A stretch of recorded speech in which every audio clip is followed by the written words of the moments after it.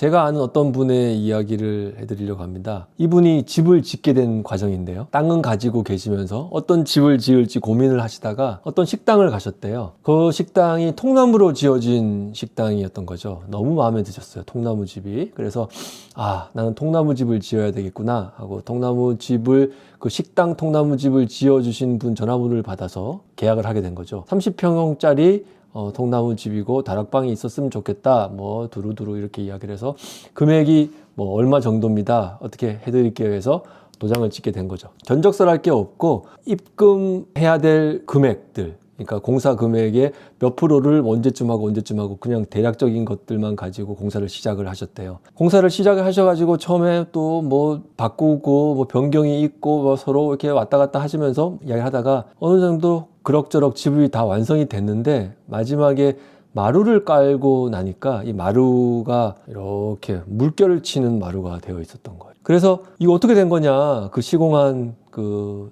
시공사를 불러서 물어보니까 자기는 최선을 다했는데 이게 뭐 땅이 어디 꺼지고 뭐 이렇게 왔다 갔다 하면서 그렇게 됐다 하면서 마루 전문가를 불러서 한번 견적을 받아보겠다 이야기한 거예요.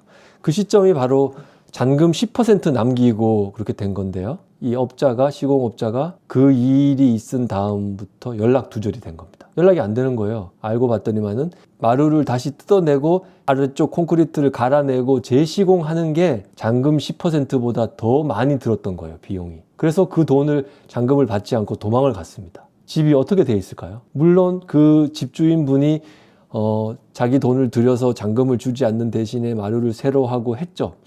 통나무라는 게 이렇게 칸칸이 쌓아서 만든 집인데 이 틈이 이렇게 벌어져 가지고 안방에 누워서 자려고 누우면은 바깥에 별이 보일 정도였어요.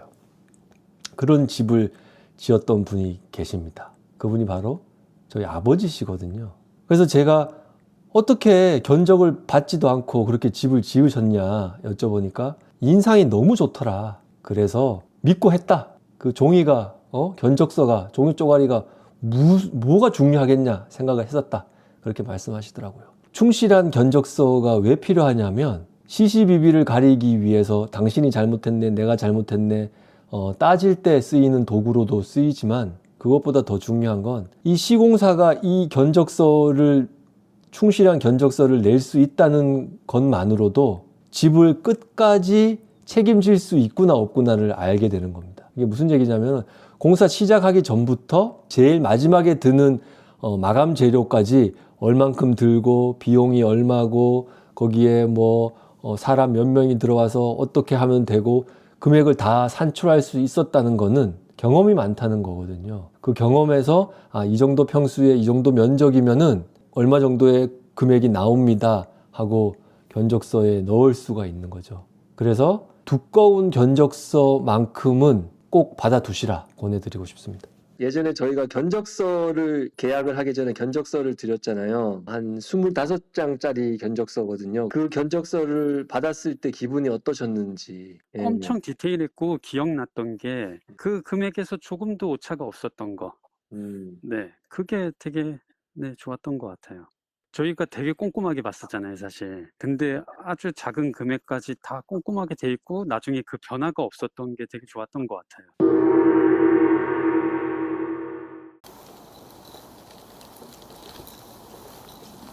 1년 중에 여러 가지 이유로 창을 열 수가 없거든요. 여름에는 너무 더워서, 그리고 뭐 봄, 가을에는 황사, 미세먼지가 많고요. 겨울에는 또 너무 추워서 창을 열 수가 없습니다. 밤에는 자야 되기 때문에 창을 열 수가 없고 너무 어두워서 여러 가지 이유로 창을 열 수가 없는데, 그렇게 되면은 기밀한 집을 지어 놓고 창을 열 수가 없으면은 그 안에서 좋은 공기를 마실 수가 없겠죠. 좋은 공기를 마시려고 하면은 창을 열거나 인위적으로 좋은 공기를 넣어줘야 될 것입니다. 그래서 환기장치가 꼭 필요한데요. 이 환기장치는 열회수 환기장치라고 불리는데 집에 있는 뜨거운 나쁜 공기를 바깥으로 내보내면서 바깥에 있는 차가운 좋은 공기를 집 안으로 들이는 역할을 합니다. 그래서 창을 열지 않더라도 사계절 좋은 공기를 집 안에서 누릴 수가 있는 거죠.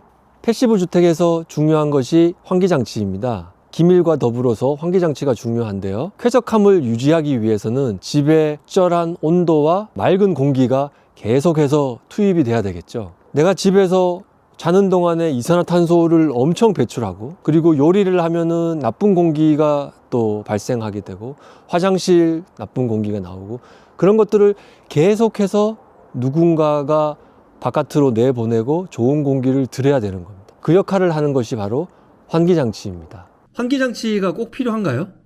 환기장치는 대부분의 분들이 없는 곳에서 살다가 겪어보지 않으셔서 그렇지, 한번 있는 곳에서 살아보면, 제대로 설치된 환기장치가 있는 곳에서 살다 보면 없는 곳에서는 다시 살 수 없습니다. 근데 집이 기밀하지 않은 집인데 예, 환기장치가 그래도 필요한가요? 집이 기밀하지 않은 정도에 따라서 다르겠죠. 예, 없어도 될 수도 있어요. 그냥 다 문을 닫아도 바깥, 예를 들어서 문이 옛날에 그 알루미늄 창호 같은 거 있잖아요. 알루미늄에 나무 목문돼 있던 옛날 창문 같은 그런 것들로 설치된 오래된 집들은 사실 환기장치가 없어도 그냥 그 내 외부로 순환되는 공기의 양이 상당히 많다 보니까요. 환기장치가 사실 없어도 되는 수준입니다. 네. 하지만 요즘에는 너무 건축 자재의 성능이 좋아져 가지고요.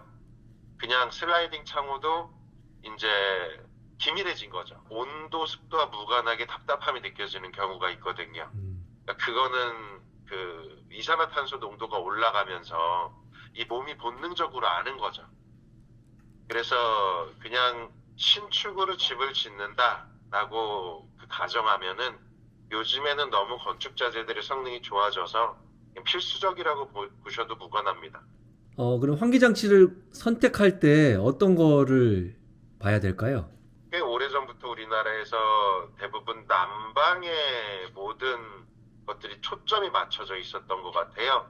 이제는 난방을 떠나서 냉방 효율을 좀 따져야 될 것 같습니다. 그러니까 여름철에도 쾌적하게 지내기 위해서는 냉방 열교환 효율이 높은 환기장치를 선택하시는 게 유리한 것 같습니다. 복사 냉난방, 그리고 저희 하고 있는 전기집에 네, 들어가는 환기장치는 네. 특수한 뭐 기능이나 그런 것들이 꼭 필요한 환기장치가 들어가야 되는 건가요? 방금 말씀드렸던 것처럼 그 냉방 열교환 효율이 높은 제품입니다. 그러니까 겨울철에 난방 열교환 효율도 중요하지만요. 여름철에 냉방 열교환 효율이 높아야 이제 그 환기로 발생하는 요구되는 제습량이 줄어들거든요. 예, 그것 때문에 이제 냉방 열교환 효율이 높은 제품을 적용하고 있습니다.